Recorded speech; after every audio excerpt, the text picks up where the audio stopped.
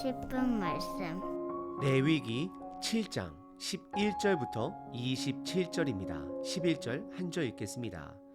여호와께 드릴 화목 제물의 규례는 이러하니라. 레위기 1장부터 5장까지는 제사를 드리는 예배자의 입장에서 5가지 제사법을 살펴봤습니다. 그 순서는 번제, 소제, 그리고 세 번째가 화목제였습니다. 하지만 추가적인 5가지 제사법을 나열한 6장과 7장에서는 화목제를 맨 마지막에 다루고 있습니다. 그 이유는 화목제의 제사는 우리에게 사명이 있으므로 가장 마지막에 강조하기 위함입니다. 그 사명은 우리 모두에게 예수님의 복음을 나눠야 하는 사명이 있다라는 것입니다. 베드로전서 2장에 보시면 우리 모두는 제사장입니다. 그래서 5가지 제사의 추가 설명 중 가장 마지막에 화목제를 설명함으로써 우리 모두에게는 사명이 있음을 다시 한번 상기시키고 있는 것입니다. 화목제는 죄로 불편해진 하나님과 인간 사이에 제사를 드림으로 화평해지는 것이 목적입니다. 그것을 가능하게 하신 분은 바로 예수님이 되는 것입니다. 그래서 예수님은 5가지 모든 제사의 완성이 되는 것입니다. 오늘 본문의 화목제를 통해 왜 예수님을 전하는 것이 우리의 사명이 되어야 하는지를 다시 한번 깨닫고 실천하시는 저와 여러분이 되시길 바랍니다. 오늘 본문은 크게 두 부분으로 나눌 수 있습니다. 첫 번째는 화목제의 추가 규정입니다. 두 번째는 희생 제사 고기를 먹는 것에 대한 관련된 규정을 알려주십니다. 첫 번째 부분은 11절서부터 21절까지 화목제의 추가 규정을 다루고 있습니다. 3장에서 화목제를 소개할 때는 예배자의 입장에서 어떤 가축을 드릴 수 있는지에 대해 집중했습니다. 정해진 가축은 소, 양, 염소입니다. 그리고 번제와는 다르게 암컷, 수컷 모두 다 드릴 수 있습니다. 하지만 비둘기는 하나님께서 화목제물로 받으시지 않으십니다. 그것은 아마도 예배자가 이웃들과 나눌 수 있는 고기의 양이 넉넉하지 못하기 때문이라 생각합니다. 그리고 각 제물의 가장 좋은 부위, 즉 기름과 마음을 상징하는 콩팥은 하나님의 것으로 번제단에 태워 올려드립니다. 3장에서 화목제는 예배자의 입장에서 무엇을 드릴 수 있는지에 집중했습니다. 그리고 추가적으로 설명한 7장에서는 크게 5가지를 추가하고 있습니다. 첫 번째는 화목제의 종류가 3가지가 있음을 설명합니다. 첫 번째는 구체적인 감사를 위해 드려지는 감사의 화목제입니다. 두 번째는 서원의 화목제입니다. 서원은 하나님께 감사하여 무언가를 자원하는 마음으로 일정한 기간 동안 무엇을 하든가 무엇을 하지 않겠다 하는 서원하는 화목제가 되는 것입니다. 하지만 사무엘의 어머니 한나처럼 감사보다도 간청의 의미로 아들을 주시면 그 아들을 하나님께 바치겠다라는 서원을 하기도 하였습니다. 그리고 마지막 3번째는 자원의 화목제사라 해서 특정한 감사가 아니라 범사에 두루두루 감사하여서 드려지는 화목제사가 있습니다. 다시 한번 3가지 화목제사의 종류는 감사의 화목제, 서원의 화목제, 자원의 화목제가 있습니다. 그리고 두 번째 추가사항은 12절과 13절에 보시면 화목제와 더불어 누룩이 들어가지 않은 빵과 누룩이 들어간 빵 모두를 하나님께 드릴 수 있습니다.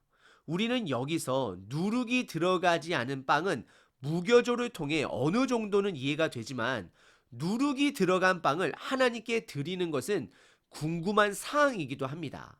이 부분은 다시 다루겠습니다.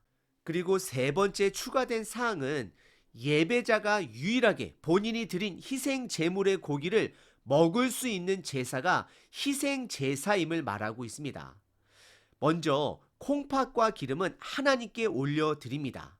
그리고 오늘 본문에는 나와 있지 않지만 7장 후반부에 보시게 되면 제사장의 몫으로 가슴살과 오른쪽 뒷다리는 제사장들에게 드리게 됩니다.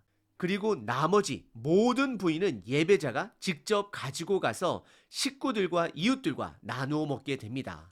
그리고 네 번째 추가 사항은 예배자가 희생 제사의 고기를 먹을 때에 정해진 시간이 있다라는 것입니다. 최대한 그 고기를 받은 그날 다 먹어야 하지만 서원의 화목제와 자원의 화목제의 경우에는 그 다음날까지 이튿날까지 먹을 수 있도록 허락하셨습니다. 그리고 마지막 다섯 번째는 희생 제물의 고기를 거룩하게 관리하는 방법을 강조하십니다. 예를 들어 고기가 부정한 것에 닿게 되면 그 고기는 반드시 태워 버려야 하고 부정한 자는 그 화목제의 고기를 먹을 수가 없었습니다. 그럼 화목제에 추가된 다섯 가지가 왜 예수님을 전하는 사명과 연결이 되는지를 하나하나 살펴보겠습니다. 7장에서 추가된 화목제의 첫 번째 사항은 화목제에는 세 가지 종류가 있다라는 것입니다. 첫 번째는 특정한 감사 화목제입니다. 이 특정한 감사는 예수님으로 인한 감사가 되어야 합니다. 내가 남과 비교하여 무언가를 더 가졌기 때문에 드려지는 감사가 아닌 예수님 단 한 분만으로 인한 감사가 되어야 합니다. 그리고 서원의 화목제는 특정한 기간을 스스로 정하여 무언가를 하지 않거나 무언가를 하는 자원하여 구별된 삶으로 드려지는 화목 제사입니다. 믿음의 사람은 예수님의 말씀대로 자원하여 거룩한 삶을 살기로 구별된 자들이라는 것입니다. 어찌 보면 신약의 모든 믿음의 사람은 나시린이 되는 것입니다.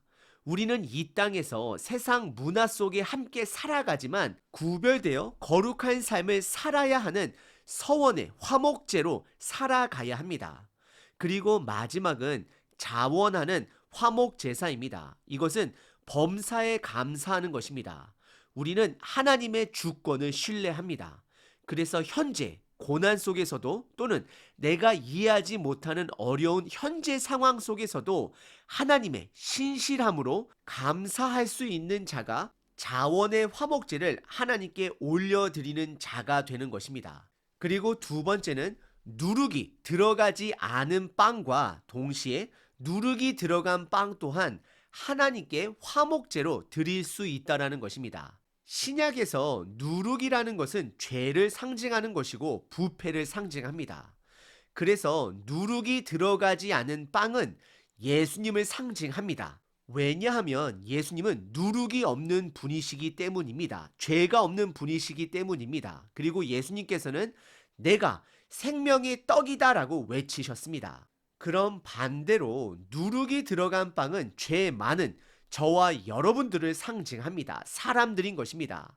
하지만 화목제사는 하나님과 인간이 화목하게 되는 것이므로 예수님과 함께 누룩이 들어가지 않은 빵과 누룩이 들어간 빵 둘 다 제물로 하나님께서 받아주신다라는 것입니다.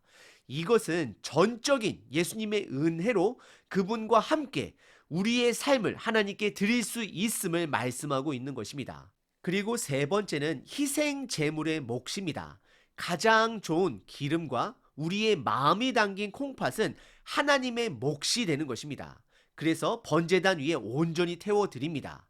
그리고 가슴살과 오른쪽 뒷다리는 제사장들의 몫이 됩니다. 그리고 나머지 모든 부분들은 예배자의 몫이 되는 것입니다. 희생 제물은 헌신과 희생을 상징합니다. 하나님 아버지께서는 본인의 유일한 동행자 되신 예수님을 인간의 몸으로 이 땅에 보내주셨습니다. 이것은 그분의 희생이 되는 것입니다. 그분의 몫이 되는 것입니다. 그리고 예수님은 저와 여러분들을 위해 십자가에 죽으심으로 희생하셨습니다. 이것은 예수님의 몫이 되는 것입니다. 그리고 우리들이 감당해야 하는 희생의 목 또한 있습니다. 예수님께서 저희들에게 각자의 십자가를 지고 따르라 명령하셨습니다. 우리들은 예수님을 통해 받은 은혜도 분명히 있지만 감당해야 하는 사명 또한 있음을 반드시 기억하셔야 합니다. 그리고 네 번째는 예배자가 희생 제물에 먹는 기간이 제한되어 있다라는 것입니다. 그 때를 넘기게 되면 반드시 태워 버려야 합니다. 그 기간을 넘어 먹게 되면 하나님께서는 그것을 받지 않으십니다. 가증하다 말씀하셨습니다. 최대한 받은 그날 이웃들과 나눠 먹어야 하고, 서원의 화목제 그리고 자원의 화목제 같은 경우는 다음날까지 먹을 수 있도록 허락하셨습니다. 예수님은 요한복음에서 본인을 떡으로 먹고 생명수로 본인을 마시라 말씀하셨습니다. 이것은 예수님의 말씀하신 좋은 복음, 소식을 먹고 마시는 것입니다. 하지만 복음은 나 혼자 다 먹을 수 있는 것이 아닙니다. 복음은 나에게만 머물 수 있는 것이 아니라 흘러 넘치는 것입니다. 기회가 있을 때 주변 사람들과 그 복음을 나눠야 합니다. 삶으로 나눠야 하고, 좋은 소식으로 나눠야 하고, 예배로 나눠야 하고, 섬김으로 나눠야 합니다. 그 기회를 놓쳐서는 안 되는 것입니다. 디모데후서 3장에 보시면 때를 어떤지 못 어떤지 복음을 나눠야 함을 강조합니다. 그리고 마지막 다섯 번째는 먹는 과정이 거룩해야 함을, 엄격해야 함을 말씀하십니다. 그것은 희생 제물의 고기가 부정한 것에 닿아서도 안 되고 부정한 자가 먹어서도 안 된다라는 것입니다. 우리가 먼저 복음의 삶을 살아가야 한다라는 것입니다. 내가 그런 삶을 살지 않고 말로만 복음을 전하는 것은 오히려 독이 될 수 있습니다. 완벽한 삶을 살라라는 것이 아닙니다. 복음의 삶은 인정하는 삶이 되는 것입니다. 내가 죄인이라는 것을 인정하고, 내가 예수님으로 하나님의 자녀가 된 자라는 것을 인정하는 것이고, 내 삶의 주인은 하나님이라는 것을 인정하는 것이고, 결국 하나님의 뜻은 이루어진다라는 것을 인정하는 삶이 되는 것입니다. 우리는 예수님을 인정하는 삶으로 거룩한 삶을 먼저 살아내야 합니다. 오늘 본문의 첫 번째 부분은 화목 제사의 5가지 추가 사항을 통해 예수님과 연결하여 살펴봤습니다. 그리고 오늘 본문의 두 번째 부분은 22절서부터 27절까지 화목제를 넘어 하나님께 태워 올려드리는 모든 화제에 관련된 고기 먹는 규정을 3가지로 알려주십니다. 첫 번째는 23절에 기름은 하나님의 것이라 말씀하십니다. 그 당시 기름은 가장 귀한 부분으로 제사 때 하나님께만 드려야 했습니다. 그리고 두 번째는 24절에 자연사한 죽은 동물의 기름은 하나님께 드리지 못한다 말합니다. 왜냐하면 죽은 것이기 때문입니다. 그리고 동시에 먹지도 말아야 할 것을 말씀하십니다. 하지만 일반 생활에서는 사용할 수 있음을 또한 말씀해 주십니다. 예를 들어 불을 밝히는 기름으로 사용한다든지, 아니면 천의 방수를 위해 바르는 용도로, 또는 기타 여러 생활 용도로는 그 기름을 허락하셨습니다. 하지만 먹지는 못하게 되고 하나님께 드리지는 못합니다. 그리고 마지막 3번째는 피를 먹지 못하게 하셨습니다. 이것은 피를 마시는 행위를 말하는 것이 아니라 핏물을 빼지 않은 고기, 즉 날거로 먹는 고기를 말씀하시는 것입니다. 제사에 드려지는 피는 우리 죄의 희생의 상징이기 때문입니다. 오늘 본문의 두 번째 부분은 모든 제사 가운데 기름과 피에 관련된 제사법을 알려주셨습니다. 오늘 본문은 화목제사의 추가 사항을 살펴봤습니다. 결국 화목제는 예수님의 복음을 삶으로 나누는 것입니다. 오늘 하루 복음을 나눌 수 있는 기회를 놓치지 않는 저와 여러분 되시길 바랍니다.